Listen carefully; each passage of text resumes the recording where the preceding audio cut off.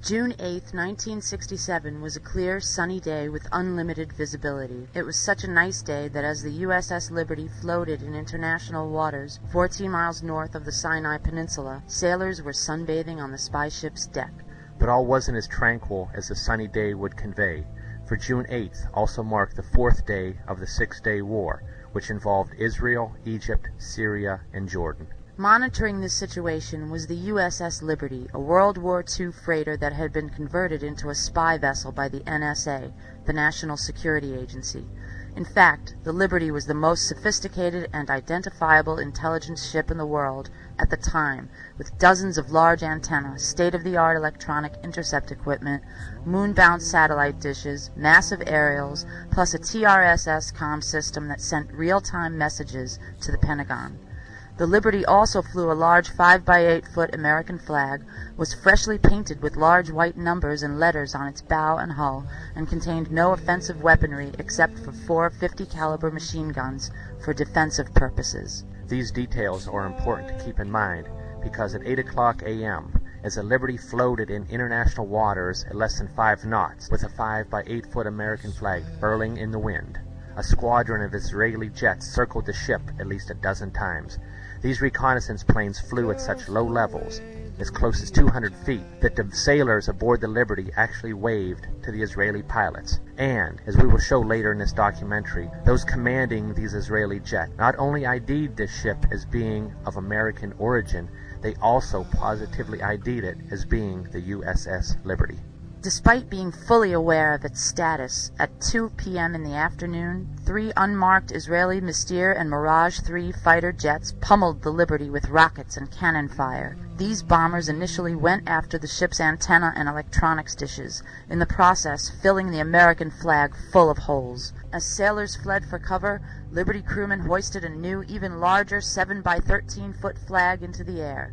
But this new, even larger flag didn't stop the Israeli onslaught as they sprayed the Liberty with napalm, the highly incendiary substance burning the sailors' flesh.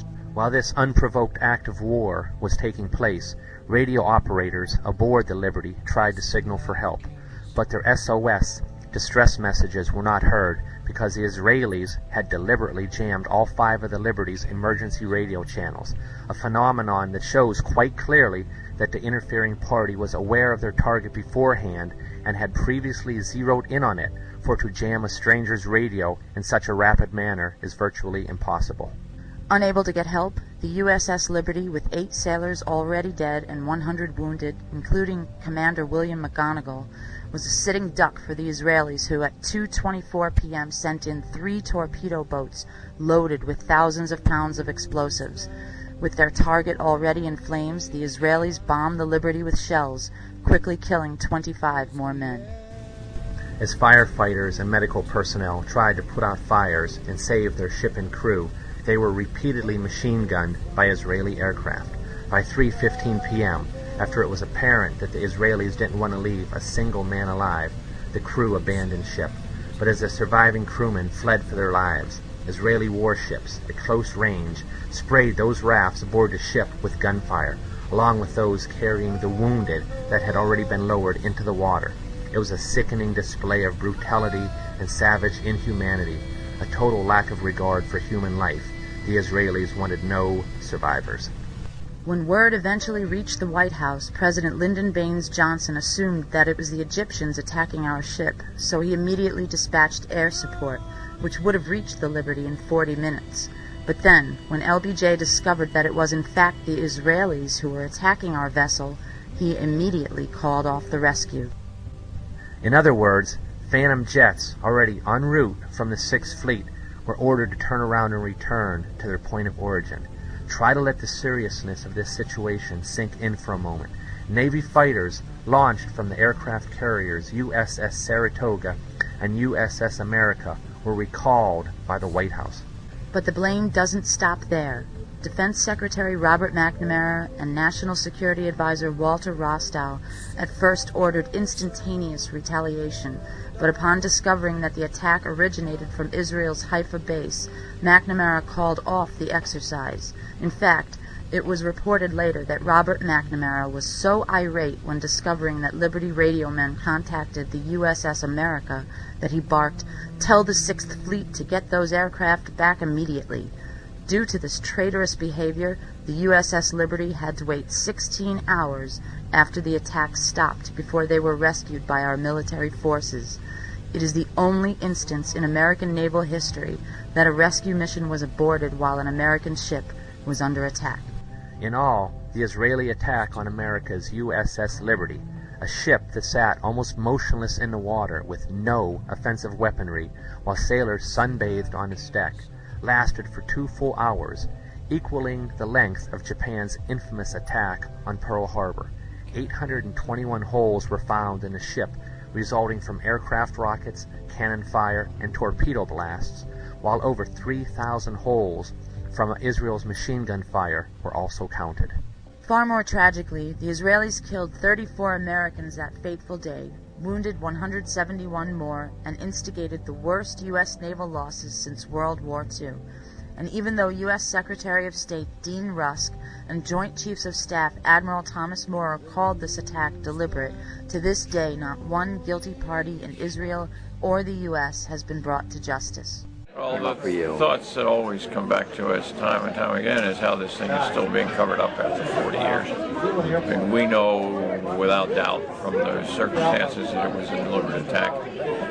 Anyone who looks carefully at the details knows that it was deliberate, and that includes such people as Dean Rusk, as Secretary of State, and all of the heads of all of the intelligence organizations. Will the record show that the statements of Mr. Ennis are correct? Here are a few quotes for your consideration. On the strength of intercept transcripts of pilots' conversations during the attack, the question of the attack's deliberateness just wasn't a disputed issue within the agency. Lieutenant General William E. Odom, former Director, National Security Agency, interview with David Walsh on March 3, 2003, reported in Naval Institute Proceedings, June 2003.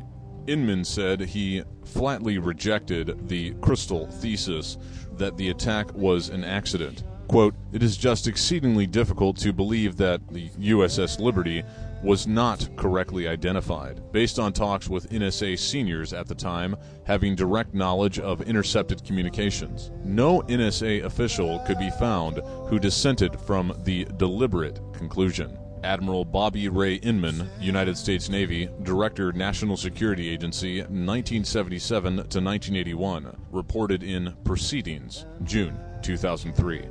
Quote, "I can tell you for an absolute certainty from intercepted communications that they knew they were attacking an American ship."